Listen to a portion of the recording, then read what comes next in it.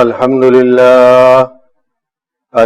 لله نحمده ونستعينه ونستغفره ونؤمن به ونتوكل عليه ونعوذ بالله من شرور أنفسنا ومن سيئات أعمالنا من يهدي الله فلا مضل له ومن يضلل فلا هادي له وأشهد أن لا إله إلا الله وحده لا شريك له وأشهد أن محمدا عبده ورسوله أما بعد فإن خير الحديث كتاب الله وخير الهدي هدي محمد صلى الله عليه وسلم وشر الأمور محدثاتها وكل محدثة بدعة وكل بدعة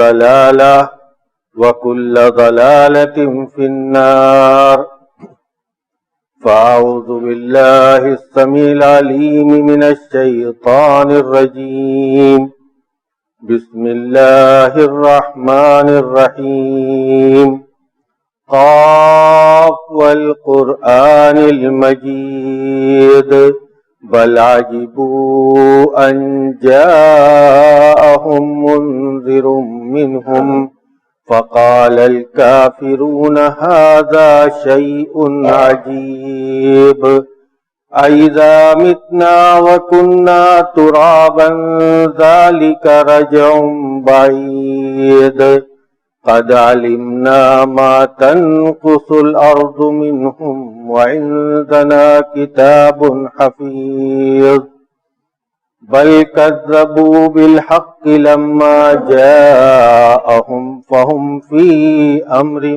مريج أفلم ينظروا إلى السماء فوقهم كيف بنيناها وزيناها وما لها من فروج والأرض مددناها وألقينا فيها رواسي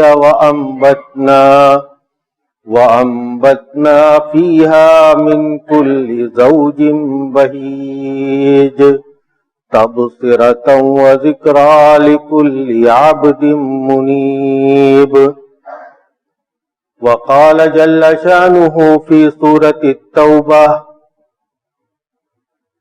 إن عدة الشهور عند الله 12 شهرا في كتاب الله يوم خلق السماوات والأرض منها 4 حرم ذلك الدين القيم فلا تظلموا فيهن أنفسكم. برادران اسلام، معزز حاضرین، محترم بزرگوں اور دوستوں، عزیز ماں اور بہنوں، اللہ رب العالمین کا یہ نظام ہے کہ وہ اگر تھوڑی بہت تکلیفوں میں ہمیں مبتلا کرتا ہے تو اس سے چھٹکارا اور نجات حاصل کرنے کے لیے فضائل و برکات کے لمحات بھی ہمیں نصیب کرتا ہے. فَإِنَّ مَعَ الْعُسْرِ يُسْرًا، ہر تنگی کے بعد آسانی ہے. اللہ رب العالمین نے 2 تنگی کو ایک ساتھ قرآن میں ذکر نہیں کیا. تنگی اس کے بعد آسانی، پھر تنگی اس کے بعد آسانی، یہ اس کا نظام ہے. اور دنیا اسی طرح سے چل رہی ہے. تھوڑی بہت آزمائشوں میں ہم اور آپ مبتلا ہوئے، تھوڑی سی پریشانیاں ہم کو لاحق ہوئیں تھوڑی دیر کے لیے، لیکن اللہ رب العالمین نے ذی الحجہ کا مہینہ ختم ہو رہا ہے اور محرم کا مہینہ شروع ہونے والا ہے. بڑی فضیلت والا مہینہ، بہت ہی فضیلت والا مہینہ ہمارے سامنے آنے والا ہے. جو باتیں آپ کے سامنے ابھی آئیں گی تھوڑی دیر میں، اللہ رب العالمین نے سورہ توبہ کی جو آیت کریمہ آپ کے سامنے تلاوت کی گئی تو فرمایا کہ ان عدت الشہور عند اللہ 12 شہرا فی کتاب اللہ یوم خلق السماوات والارض منها 4 حرم، کہ لوح محفوظ میں مہینوں کی تعداد اللہ رب العالمین کے نزدیک 12 ہے، 12 مہینے ہیں سال کے۔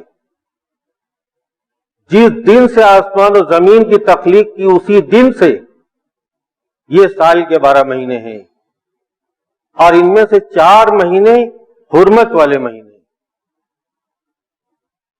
کیسے حرمت والے مہینے، یہ بات آپ کے سامنے آئے گی، اور یہی مضبوط دین ہے، یعنی جو طریقہ اور جو نظام اللہ رب العالمین نے بنا دیا یہی مضبوط دین ہے۔ فلا تظلموا فیہن انفسکم، ان مہینوں میں، یہ حرمت والے جو 4 مہینے ہیں، ان مہینوں میں تم اپنی جانوں پر ظلم مت کیا کرو۔ حدیث میں بھی نبی کریم صلی اللہ تعالی علیہ وسلم نے فرمایا کہ سنۃ 12 شہرن، کہ سال 12 مہینے، منها 4 حرم، 4 مہینے حرمت والے، 3 متوالیات، 3 مہینے مسلسل ہیں، ذوالقعدہ، ذوالحجہ والمحرم ورجب مضر الذی بین جمادہ وشعبان، اور رجب کا مہینہ جو جمادی الثانی اور شعبان کے درمیان آتا ہے۔ تو اس طرح سے اللہ رب العالمین نے 4 مہینے حرمت والے کیوں بنائے؟ کیا مصلحت تھی؟ سال کے 12 مہینے ہیں، یہ ان مہینوں کو حرمت والا مہینہ کیوں کہا جاتا ہے؟ جاہلیت کے زمانے میں قتل و خریزی اس طرح سے عام تھی کہ کسی کی بھی بات ذرا سی کسی کو بری لگی اور اس نے چھرا نکالا اور اس کے اندر گھسا دیا اور اس کی جان لے لی، اور ایک ایک بات پر جو ان کے درمیان لڑائی چھڑتی تھی تو سالوں سال عرصے دراز تک اس کا سلسلہ چلتا رہتا تھا، کتنی جانیں اس میں ضائع ہوتی تھی، اور اگر دیکھا جاتا تو اس کی بنیاد کیا تھی؟ تو انتہائی خصوصی معمولی سی بات پر ان کے درمیان قتل و خریزی عام ہو جاتی تھی۔ تو اب اللہ رب العالمین نے یہ جو حج کا فریضہ عائد کیا ہے تو اس کو جاہلیت کے زمانے کے قریش بھی مانتے تھے، اور لوگ حج کرتے تھے، نبی کریم صلی اللہ تعالی علیہ وسلم کی بعثت سے پہلے بھی لوگ حج کرتے تھے۔ تو اب حج اس زمانے میں بھی ذی الحجہ کے ہی مہینہ میں ہوتا تھا، تو ظاہر بات ہے کہ آج کی طرح ہوائی جہاز سے کوئی سفر کر کے گھنٹوں میں تو پہنچ نہیں جائے گا، وہ اس زمانے میں اونٹوں سے سفر لوگ کرتے تھے، کافی لمبا ٹائم لگتا تھا ان کے پہنچنے میں مکہ۔ تو اللہ رب العالمین نے ذی القعدہ کا مہینہ بھی حرمت والا بنایا، کہ وہ لوگ، اس لیے کہ وہ لوگ بھی اس کی حرمت کے قائل تھے، جاہلیت کے زمانے کے لوگ، ان 4 مہینوں میں وہ قتل و خریزی نہیں کیا کرتے تھے، رک جاتے تھے، اللہ رب العالمین نے بھی اس کی حرمت کو باقی رکھا۔ تو اب ذو القعدہ کے مہینہ میں ان کو سفر کرنا ہے تو سفر میں ان کو امن و امان حاصل ہو اور وہ آرام سے اپنی منزل مقصود تک پہنچے، اس لیے اللہ رب العالمین نے ذو القعدہ کا مہینہ بھی حرمت والا مہینہ بنایا۔ اور پھر ذی الحجہ کا مہینہ اس لیے کہ ذی الحجہ میں خود حج کیا جاتا ہے، آرام سے وہ حج کرے، کسی طرح کی لڑائی جھگڑا نہ ہو۔ اور محرم کا مہینہ حرمت والا اس لیے بنایا تاکہ وہ واپس اپنے وطن تک امن و امان کے ساتھ لوٹ سکے، اس لیے یہ 3 مہینے مسلسل حرمت والے بنائے، اور پھر 5 مہینے کے بعد رجب کا مہینہ، اس لیے کہ لوگ بیچ میں عمرہ بھی کرنے کے لیے آتے تھے، تو رجب کا مہینہ وہ لوگ خاص کرتے تھے عمرہ کے لیے، اللہ رب العالمین نے اس کو بھی حرمت والا مہینہ بنایا تاکہ رجب کے مہینے میں وہ لوگ آرام سے آئیں اور عمرہ کریں۔ اب اللہ رب العالمین نے سورہ توبہ کی آیت کریمہ میں یہ بیان فرمایا کہ فَلَا تَظْلِمُوا فِيهِنَّ أَنفُسَكُمْ، تم ان مہینوں میں اپنی جانوں پر ظلم مت کرو۔ تو کیا یہ سمجھا جائے کہ باقی مہینوں میں اپنی جانوں پر ظلم کرنا جائز ہے؟ نہیں، کبھی بھی جائز نہیں ہے، ظلم کرنا اپنی جانوں پر تو کبھی بھی جائز نہیں ہے۔ اس جان کی خاطر تو اسلام نے سب کچھ مجبوری کی حالت میں جائز کر دیا، جان بچانے کے لیے کچھ بھی حرام کھا سکتا ہے، پی سکتا ہے. جان کی بقا، اس کی اہمیت شریعت کی نظر میں سب پر مقدم ہے. تو ظلم مت کرو، یعنی ان 4 مہینوں میں بطور خاص، یعنی اللہ رب العالمین نے ان 4 مہینوں کو بہت خاص قسم کے مہینے بنائے کہ ان میں تمہیں خاص طور سے اپنی جانوں پر ظلم نہیں کرنا ہے. ایک تو ظلم یہ کہ قتال مت کرو، اس لیے قرآن میں کہ یسألونک عن الشہر الحرام قتال فیہ قل قتال فیہ کبیر. یہ لوگ حرمت والے مہینوں میں قتال کے بارے میں پوچھتے ہیں، کہہ دو کہ قتال کرنا ان مہینوں میں گناہ کبیرہ ہے. تو یہ کہ قتال نہیں ہو سکتا، مت ظلم کرو، قتال مت کرو. دوسرا معنی حضرت عبداللہ ابن عباس رضی اللہ تعالی عنہما سے مروی ہے، وہ کہتے ہیں کہ جس طریقے سے حرمت والے مہینوں میں یا فضائل والے مہینوں میں نیکیوں کا اجر و ثواب بڑھ جاتا ہے، اسی طرح سے ان مہینوں میں آدمی گناہ کرتا ہے تو اس کا وبال اور عقاب بھی بڑھ جاتا ہے. تو ان مہینوں میں اپنی جانوں پر ظلم مت کرو، یعنی کوئی بھی برا کام اگر حرمت والے مہینے کے علاوہ کسی مہینے میں جھوٹ بولے تو اس کا گناہ جتنا پڑے گا، حرمت والے مہینوں میں جھوٹ بولنا، غیبت و چغلی کرنا، دھوکہ دھڑی کرنا، ان سب چیزوں کا عقاب اور گناہ زیادہ ہے. اور اللہ رب العالمین کی شان کبریائی، وہ اس کی مصلحت وہ خود جانتا ہے. جیسا کہ حضرت قتادہ سے مروی ہے کہ انہوں نے یہ کہا کہ بھی اللہ رب العالمین جس چیز کو فضیلت دینا چاہے دے دے. ابھی فرشتوں میں فضیلت دی جبریل کو، پیغمبر بنایا ان کو. اللہ کی مصلحت اور ان کی حکمت.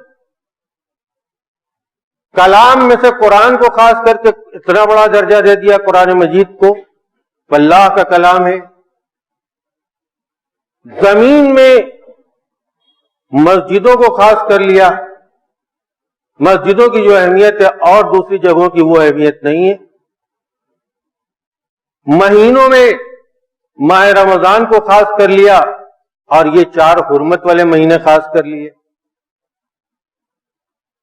دنوں میں آج کا دن خاص کر دیا. تو دیکھیے روزانہ آپ ظہر کی نماز پڑھتے ہیں اور جمعہ کے روز آپ آتے ہیں تو عید کی طرح دوگانہ ادا کیا جاتا ہے اور خطبہ ہوتا ہے. اللہ رب العالمین کی حکمت اور اس کی مصلحت. اور راتوں میں اللہ رب العالمین نے قدر والی رات خاص کر لی. رمضان المبارک کے آخری عشرہ کی طاق راتوں میں سے ایک رات، اس کو وہ مقام دے دیا کہ اسی میں قرآن مجید کو نازل کر دیا اور اس میں عام بخششوں کا اعلان کر دیا مگر چند لوگوں کے. اتنی عام رات، اللہ رب العالمین کی شان. تو گناہ تو کبھی بھی نہیں کرنا چاہیے، اس لیے کہ گناہ کی زندگی میں سوائے خسارہ، نقصان، تنگی، نفسیاتی چوٹ، ان سب کے علاوہ اور کچھ نہیں ہے. نبی کریم صلی اللہ تعالی علیہ وسلم نے فرمایا کہ ان المؤمن اذا اذنب کانت نقطۃ سوداء فی قلبہ. بندہ جب گناہ کرتا ہے تو یہ نہیں کہ گناہ کیا. آدمی اصل میں بات ہے کیا؟ بات یہ ہے کہ گناہ کا کام آدمی کرتا ہے تو اس کی سزا اگر اللہ تعالیٰ اسی وقت دے دے، یعنی زبان سے اللہ رب العالمین کی گستاخی کی بات برسر عام علی رؤوس الاشہاد نکالتا ہے لیکن اس کی زبان گونگی نہیں ہو جاتی، اسی لیے اس کے اندر جرأت باقی رہتی ہے دوبارہ. اور اگر اللہ تعالیٰ اگر فی الفور آن دا اسپاٹ جس کو کہتے ہیں، اگر اس جگہ پہ اس کو اسی وقت اس کا حشر خراب کر دے تو شاید دوسروں کو عبرت حاصل ہو. لیکن اس میں بھی اللہ رب العالمین کی کوئی مصلحت ہے. گناہ کر کے آدمی اپنے آپ کو بچا نہیں سکتا، اس سے نہ کرامن کاتبین سے بچا سکتا ہے، نہ اس بات سے بچا سکتا ہے کہ یہ گناہ اس کا اثر اس کے دل پر نہ ہو. اس لیے کہ نبی کریم صلی اللہ تعالی علیہ وسلم کا فیصلہ ہے کہ یہ گناہ سیاہ نقطے کی شکل میں دل پر جم جاتا ہے. فَإِن تَابَ وَنَزَعَ وَاسْتَغْفَرَ سُقِلَ قَلْبُهُ. اگر توبہ کر لے گناہ سے الگ ہو جائے، استغفار کر لے، تو اس کا دل پھر صاف ہو جاتا ہے، وہ نقطہ ختم ہو جاتا ہے۔ لیکن کون فوراً یہ کام کرتا ہے؟ فَإِن زَادَ زَادَتْ حَتَّى يَعْلُوَ قَلْبَهُ، اور اگر کرتا جاتا ہے گناہ تو وہ نقطہ، وہ سیاہی بڑھتی جاتی ہے دل پر، یہاں تک کہ پورے دل کو لپیٹ میں لے لیتی ہے۔ وَذَلِكَ الرَّيْنُ الَّذِي ذَكَرَ اللَّهُ فِي كِتَابِهِ، اور یہی ہے رین، جو زنگ، اس کا ذکر اللہ رب العالمین نے قرآن مجید کے اندر کیا، کَلَّا بَلْ رَانَ عَلَىٰ قُلُوبِهِم مَّا كَانُوا يَكْسِبُونَ، کہ ان کے کرتوت اور ان کے گناہ کی وجہ سے ان کے دلوں میں زنگ لگ چکی ہے، اور دلوں میں جب زنگ لگتا ہے تو دلوں پر اللہ رب العالمین ایسی مہر لگا دیتا ہے کہ پھر ہدایت کی باتیں ایسے لوگوں کو راست نہیں آتی، ان کے کانوں کو اچھی نہیں لگتی۔ یہ اور اگر گناہ کی زندگی کسی نے اختیار کی تو یہ اللہ رب العالمین کا فیصلہ ہے کہ وہ تنگ حال رہے گا۔ ایک آدمی کاروبار کرتا ہے، صفائی نہیں اس کے کاروبار میں، لین دین میں وہ صاف ستھرا نہیں ہے، وہ یہ نہیں سمجھتا کہ یہ کاروبار جو وہ کر رہا ہے اس میں صرف منافع ہی کا حقدار ہے، وہ اصل رقم جو ہے تو دوسروں کو دینا ہے، جس سے مال اس نے خریدا ہے، اگر اس کو بھی اپنی ذات پر خرچ کر لیتا ہے تو بے ایمان ہے، دینے کی نیت نہیں تو اور بڑا بے ایمان ہے۔ تو گناہ کی زندگی گزارنے والا آدمی، وَمَنْ أَعْرَضَ عَنْ ذِكْرِي فَإِنَّ لَهُ مَعِيشَةً ضَنْكَ، جو میرے ذکر سے اعراض کرے گا، جو میری یاد سے غافل رہے گا، جو میرے بتلائے ہوئے طریقے پر نہیں چلے گا، وہ ہمیشہ تنگحال رہے گا۔ اور تو اور وَنَحْشُرُهُ يَوْمَ الْقِيَامَةِ أَعْمَىٰ، اور ہم قیامت کے دن اس کو اندھا بنا کر اٹھائیں گے۔ قَالَ رَبِّ لِمَ حَشَرْتَنِي أَعْمَىٰ وَقَدْ كُنتُ بَصِيرًا، کہے گا کہ پروردگار کیوں آپ نے مجھے اندھا اٹھایا، میں تو بینا تھا، میں تو دیکھنے والا تھا۔ قَالَ كَذَلِكَ، ایسے ہی تمہارا اثر ہونا چاہیے تھا۔ أَتَتْكَ آيَاتُنَا فَنَسِيتَهَا فَكَذَلِكَ الْيَوْمَ تُنسَىٰ، میری آیتیں تمہارے پاس آئیں، میری تعلیمات تمہارے سامنے آئیں، تم نے ان کو بھلا دیا اور یہ سمجھ لیا کہ یہ ہمارے عمل کرنے کے لیے نہیں ہے، تو آج تمہیں بھی بھلا دیا جائے گا، آج تمہارے اوپر کوئی رحم و کرم نہیں ہوگا۔ کتنی قوموں کا ذکر کیا اللہ رب العالمین نے کہ جن کو اس زمین میں اللہ رب العالمین نے فرمایا کہ تم سے زیادہ طاقتور بنایا، سارے جہان کی نعمتیں دی، آسمان سے بارشیں برسائیں، زمین میں نہریں جاری کی، ہر قسم کی نعمت سے نوازا، لیکن انہوں نے اللہ رب العالمین کی ناشکری کی تو ہم نے ان کو ہلاک کر دیا۔ تو جو اللہ رب العالمین کا شکر نہیں ادا کرتا اور اپنی زندگی کو صاف ستھرے طریقے سے نہیں گزارتا، اس کی زندگی میں سکون نام کی کوئی چیز نہیں ہوتی۔ وہ خود ایسا آدمی اپنے بارے میں خود سوچے اور غور کرے کہ اس کی زندگی میں کتنا سکون ہے۔ برکت کا لفظ اور اس کا مفہوم جو جانتا ہے تو وہ سمجھتا ہے کہ برکت بہت بڑے خزانے کا نام نہیں ہے کہ جو حاصل ہو جائے تبھی آدمی سمجھے کہ میری زندگی میں برکت ہے۔ محدود نعمتیں حاصل ہو لیکن اتنے سکون کی زندگی اللہ رب العالمین دے تو اس کی زندگی کی ہر ضرورت پوری ہوتی چلی جائے اور اس کو پتہ بھی نہ چلے۔ یہ ہے برکت، یہ خیر اس کی زندگی میں، اور اسی کو تلاش کرنے کا حکم دیا گیا ہے، خیر کو تلاش کرو اپنی زندگی میں۔ تو یہ محرم کا مہینہ، اس کا بڑا احترام کرتے تھے یہود، اس کا بڑا احترام کرتے تھے جاہلیت کے زمانے کے لوگ۔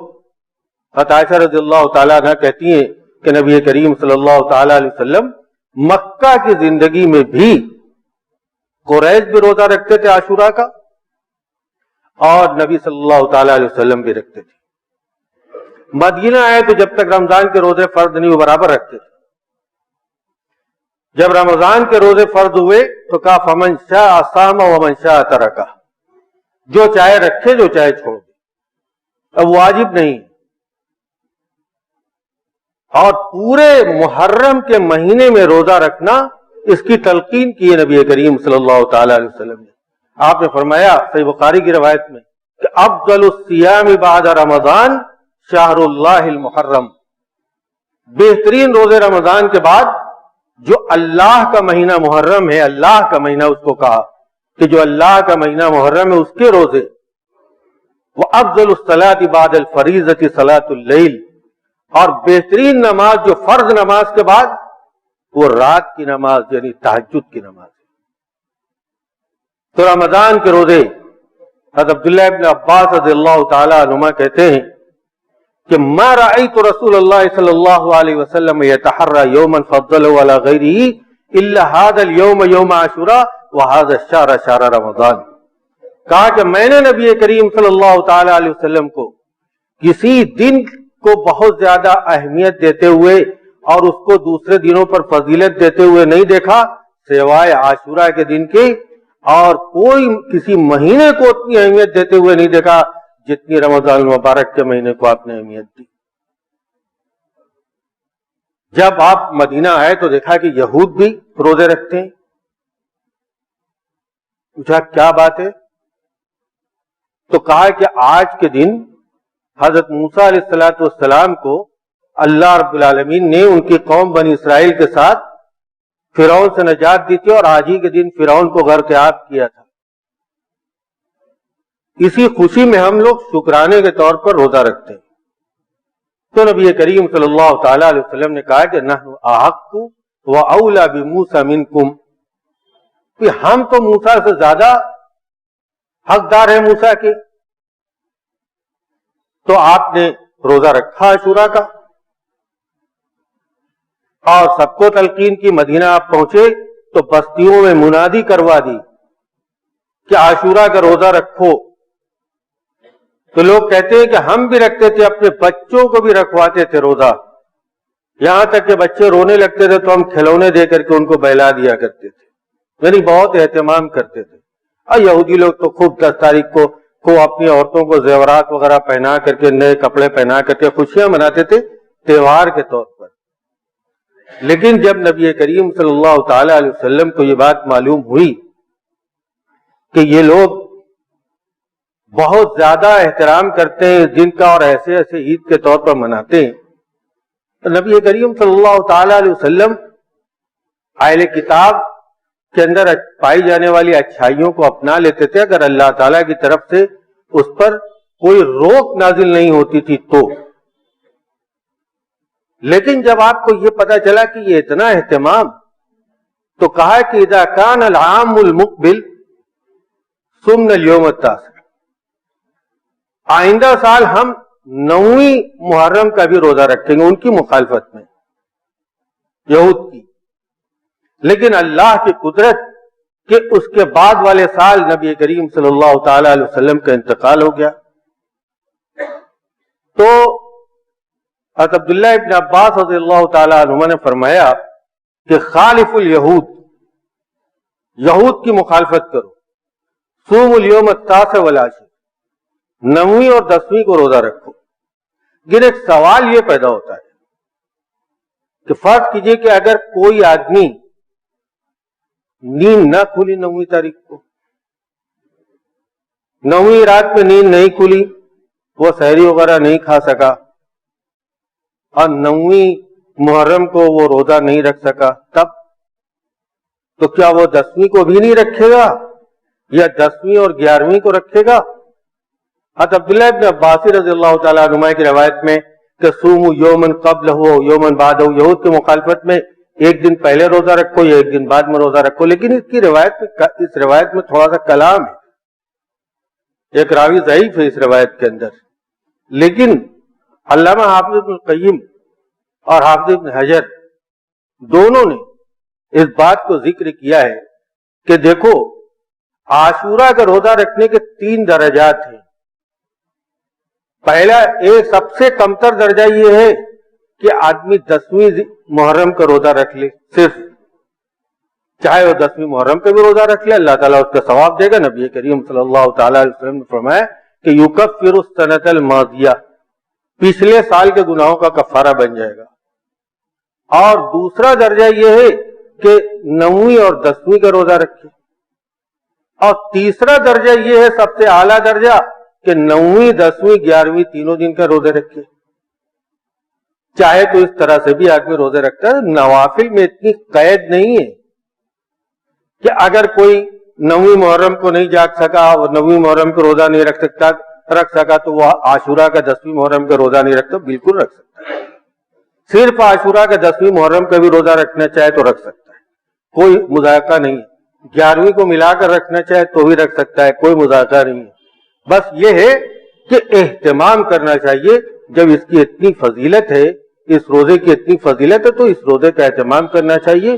اللہ رب العالمین سے دعا ہے کہ بار اللہ تو ہمیں زیادہ سے زیادہ نیکیاں کرنے کی توفیق عطا فرما. بار اللہ تو ہمیں دین کی تعلیمات کو سمجھنے اور اس پر عمل پیرا ہونے کی توفیق عطا فرما. بار اللہ تو ہمیں پکا اور سچا مسلمان اور آخرت کی فکر کرنے والا بنا دے. بار اللہ تو ہمارے جان و مال اور ہماری عزت و آبرو کی حفاظت فرما. بار اللہ دنیا کے تمام مسلمانوں کے جان و مال اور عزت و آبرو کی حفاظت فرما. بار اللہ دشمنان اسلام کی طرف سے جو بھی مکر و فریب مسلمانوں کے لیے کیا جائے، پروردگار تو ان کا رخ انہی کی طرف پھیر دے، ان کی تدبیر کو ان کی ہلاکت پہ تبدیل کر دے. بار اللہ تو مسلمانوں کے جان و مال اور عزت و آبرو کی حفاظت فرما. بار اللہ تو نے ہمیں جتنی سانس ودیت کی ہے اپنی رضا کے کاموں میں صرف کرنے کی توفیق عطا فرما. جب تک اس جہان فانی میں زندہ رکھ، اپنے نبی کی سنت و شریعت کا پکا اور سچا متبع بنا کر زندہ رکھ. اور جب ان سانسوں کی ڈور کے ٹوٹنے کا وقت آئے تو لا الہ الا اللہ محمد رسول اللہ کے ساتھ ہمارا خاتمہ بھی خیر فرما. اقول قولی ھذا واستغفر اللہ لی ولکم ولسائر المسلمین من کل ذنب فاستغفروہ انہ هو الغفور الرحیم.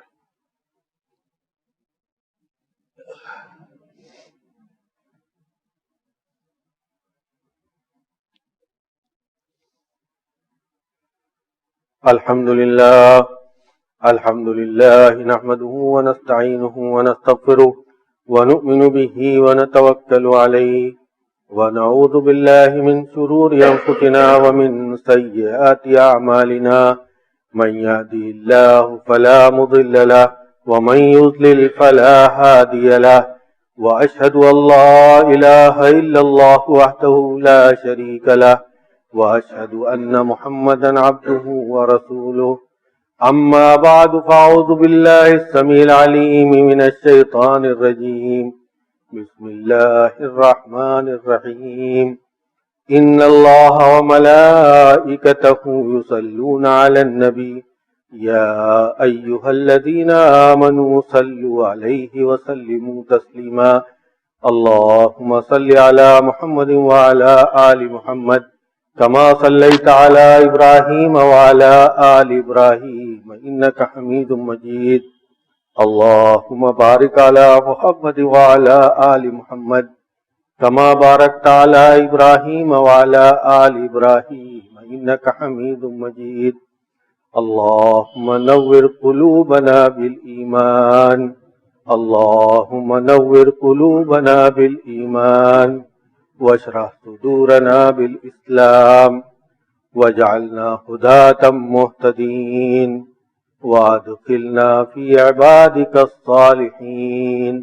اللهم فرج هم المحمومين ونفس كرب المكروبين واقض الدين عن المدينين واشف مرضانا ومرضى المسلمين.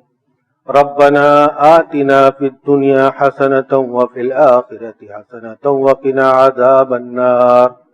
عباد الله رحمكم الله، إن الله يأمر بالعدل والإحسان وإيتاء ذي القربى وينهى عن الفحشاء والمنكر والبغي يعظكم لعلكم تذكرون.